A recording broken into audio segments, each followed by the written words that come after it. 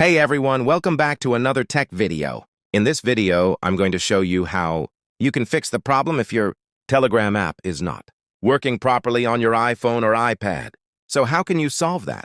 Simply follow all the steps I'm going to show you in this video. First, go to the settings on your iPhone and make sure that you have a strong Wi-Fi connection. Also, make sure that your VPN is not connected. If your VPN is turned on, simply disconnect it. After that, go to the General section and update your iPhone or iPad to the latest iOS version.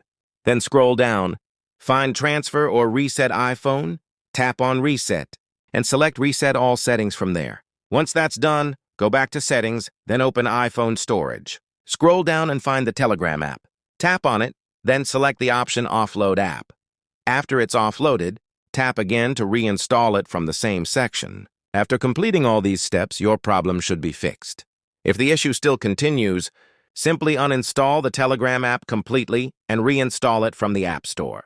So that's the video.